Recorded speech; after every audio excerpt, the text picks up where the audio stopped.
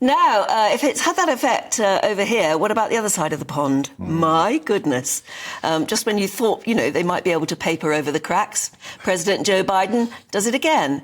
This time he has said that only the Lord Almighty could make him quit the presidential race, as he faces, of course, mounting pressure to do so. We're not going to do that. You sure? Well, yeah, I'm sure.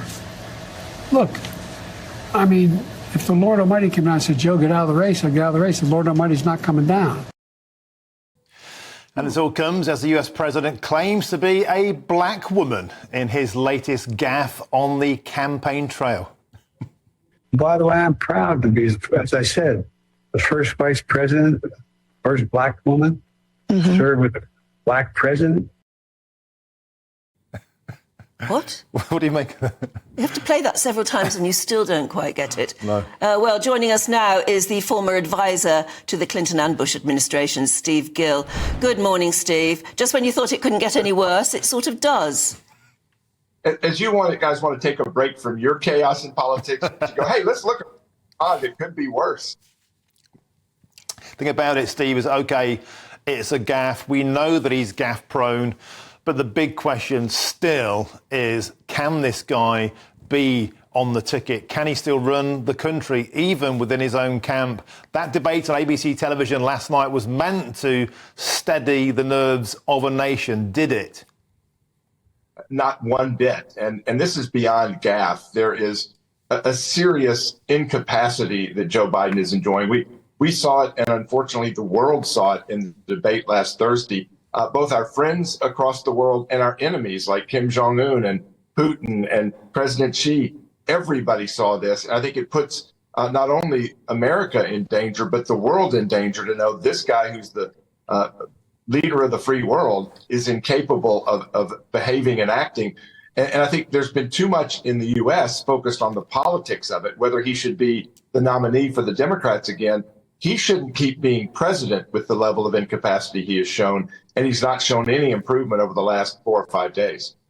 Yeah, but just as Martin said there, he used that word that, gaffe prone, and maybe we can all understand that overall, he doesn't make gaffes. It's just the occasional one. And we live now in a social media world where you make one little gaffe and it'll be replayed and go viral, as they call it. I mean, maybe we should just shrug our shoulders and say, he knows what he's doing. He's got an administration that knows what they're doing. Let's not get hung up on a few gaffes.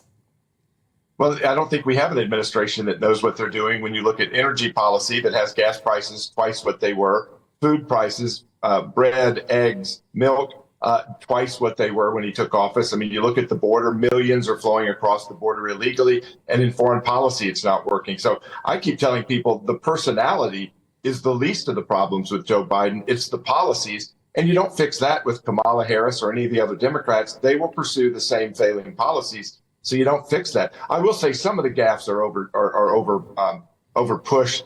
He was talking about the fact that there's no traffic congestion when he drives around now. When he was a senator, he had traffic. Now, doesn't have any. That was not a gaffe. He was making a joke. Maybe it was a joke most people didn't understand. But he's talking about that as president, you just kind of breeze through everywhere you're going.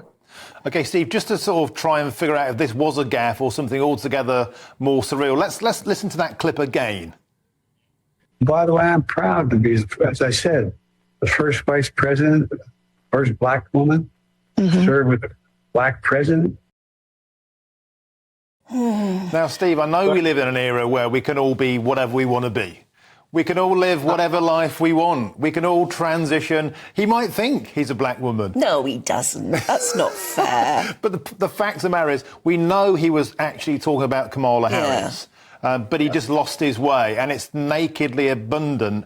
He can't string a sentence together. And if you can't string a sentence together... No, but see, is that fair? Because he obviously can. The evidence is there. But yeah, but he doesn't talk like that all the time. I just wonder if we're not getting a bit too reactionary. But I think the fact of the matter is, Steve, if he's making those sort of gaffes when he's not really under a lot of pressure, it was a pretty friendly interview last night. There wasn't a brutal cross-examination. There wasn't an audience. There wasn't Donald Trump in the studio.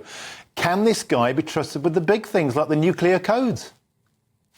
Well, except Stephanopoulos pushed him several times. Are you willing to do a neurological exam? And he dodged and pushed back every time. But look, if I've been drinking and I'm in my car and the cops ask me to do a breathalyzer and I know I'm going to fail it, I'm refusing the test. Joe Biden knows he will fail a neurological test, so he's doing the right thing in refusing it. I do think the black woman thing was more getting tongue twisted rather than that he doesn't know what he's talking about. But he shows the other instances during the debate when he's just totally lost, he trails off. He gives every bit of evidence of somebody who's in mid stages to late stages of dementia, and that's what's scary. Yeah, and that's what's become the story too, Yeah. isn't it? Steve Gill, it's lovely to talk to you again. Thank you so much for giving us a little relief from our own politics this morning. There's certainly enough around, isn't there? And that story is just going to be bigger and bigger and bigger ahead of that election on November the 5th. It's going to be a crazy show. And do you know, November the 5th is not that far away. It isn't, yeah. Bonfire night, the months are just apathetic. going, yes, absolutely.